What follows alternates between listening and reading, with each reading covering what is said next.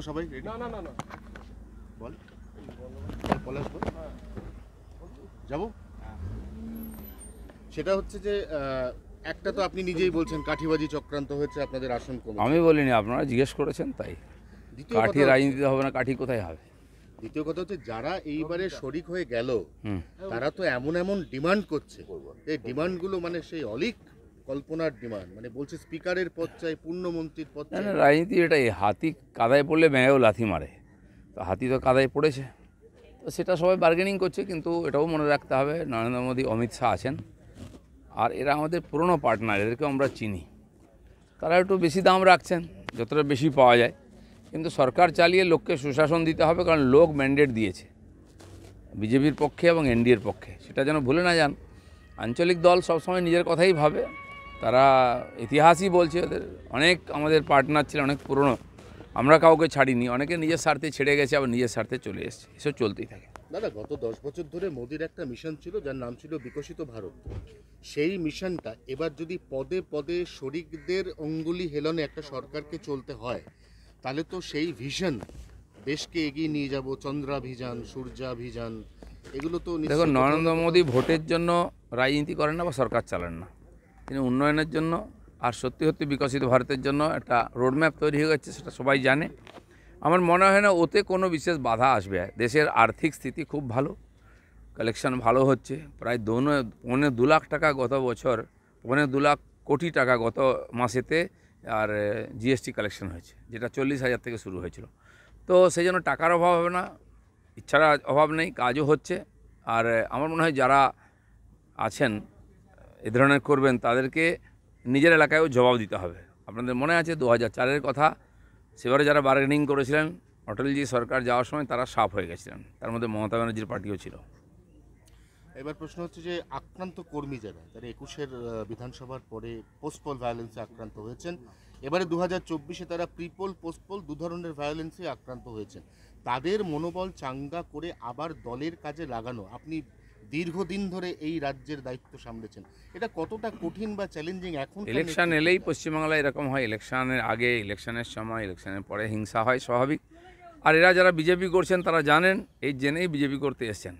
আমার অভিজ্ঞতা গত প্রায় 10 বছর হতে গেল, আমি দেখছি এই পরিস্থিতির মধ্যে লড়াই করে আমরা পার্টিকে এগিয়ে দিয়েছি। যাদের উপর অত্যাচার হচ্ছে, বাড়ি ভাঙা হচ্ছে, এখনও চলছে, পার্টি তাদের সঙ্গে আছে, যথাসম্ভব চেষ্টা করছে। পুলিশের উপরে ভরসা করি আমরা, কিন্তু পুলিশের উপরে তো কে ভরসা করে, আরও কিন্তু উপায় নেই। তা সত্ত্বেও পার্টির কর্মীরা আছেন, তারা জানেন, অনেকেই বাড়ি ছেড়ে পার্টি অফিসে আছেন, সব পার্টি অফিসেই এখন কার্যকর্তারা চলে এসেছেন, কিছুটা আক্রমণের ভয়েতে।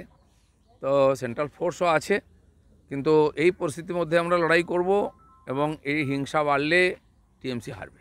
এই লোকগুলো যারা আক্রান্ত হয়ে আছেন এবং তারা দেখছেন, আপনি নিজেই কালকে বলেছেন যে পার্টির গ্রোথ একটা জায়গাতে আটকে আছে, এই অবস্থায় এদের মনোবল সব থেকে বড় কথা, এদের নাও ঠিক আছে রেস্কিউ। আমি তো ব্যক্তিগতভাবে বলতে পারি, আমি সব জেলায় যাব আর কর্মীদের সঙ্গে দেখা করব, অলরেডি শুরু করেছি।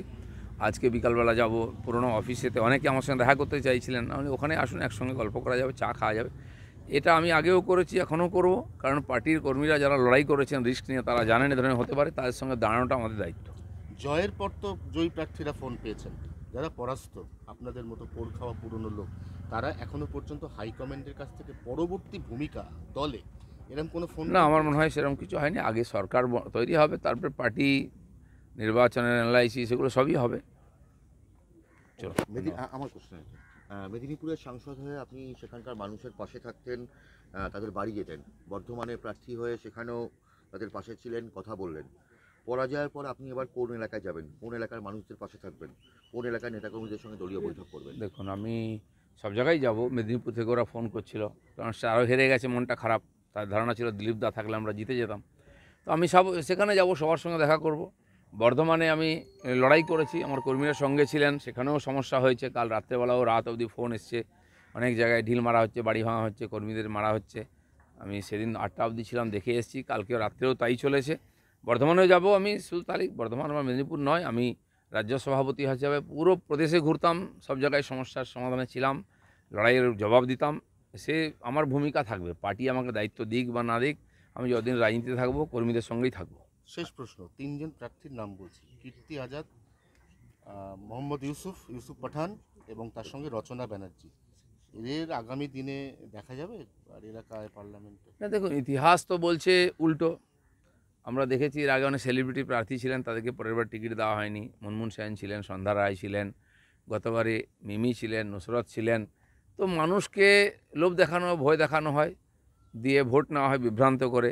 সে 500 টাকা হোক ভান্ডার বা সেলিব্রিটি প্রার্থী, ভোট নিয়ে গেলে তারপরে 5 বছর আর খেয়াল থাকে না।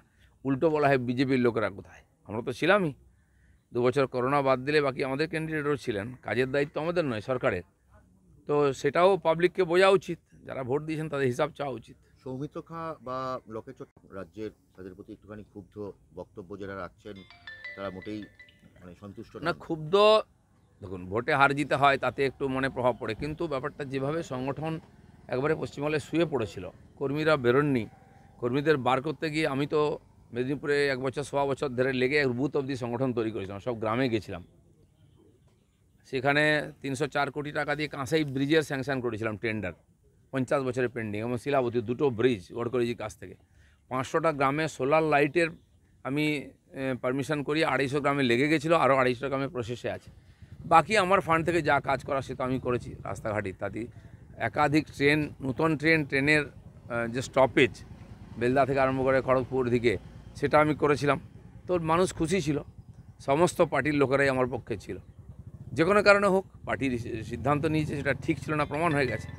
তো আমি বাকি জায়গায়ও করব, কিন্তু সংগঠন যেভাবে ঢিলে হয়ে গেছে সব জায়গায়, বুথে আমরা প্রথমে লোক খুঁজে পাইনি, খুঁজে দাঁড় করাতে এজেন্ট খুঁজতেও হয়েছে। তো দুর্বলতা ছিল সংগঠনের, সেই জন্য সব জায়গায় সার্বিকভাবে আমাদের ভোট কমেছে এবং হার হয়েছে। আরেকটা জিনিস হচ্ছে যে এই যে বিকশিত ভারত থেকে শুরু করে মোদি গ্যারেন্টি, এই যে সব কথাগুলো বলা মানে যে প্রচারে নিয়ে এসেছিলেন, তার থেকে কি রাজ্যের শাসক দল তাদের যে প্রচার ছিল, আদৌ কি এই মোদি গ্যারেন্টি, বিকশিত ভারত, এগুলো কি সাধারণ মানুষের মধ্যে দাগ देखिए, কেটেছিল? মোদিজির রাজনীতি বা বিজেপির রাজনীতি হচ্ছে রাষ্ট্রের স্বার্থে, বাকি সব জায়গায় পার্টির স্বার্থে, ব্যক্তি স্বার্থে রাজনীতি হয়। পশ্চিমবাংলায়ও তাই হয়েছে, ভোট কিনে নাও, ইলেকশন জিতে যাও, তারপর 5 বছর লুট করো, সেই চলেছে, আগামী দিনেও চলবে। কিন্তু নরেন্দ্র মোদী বারবার বলেছেন আমরা ভোটের জন্য রাজনীতি করি না, ইলেকশনের দেখে রাজনীতি করেন, সেটাই করেছেন উনি। সেটাও করতে হবে, ভোটের জন্যও করতে হবে। পার্টি না জিতলে সরকার চলবে কী করে? আমার মনে হয় যে প্রজেক্টগুলো করে লাভ পাওয়া যায় না, যেমন সংখ্যালঘু ভোট, তারা সবচেয়ে বেশি কেন্দ্র সরকারের গরিব কল্যাণ যোজনার সুবিধা পেয়েছে, রেশন থেকে বাড়ি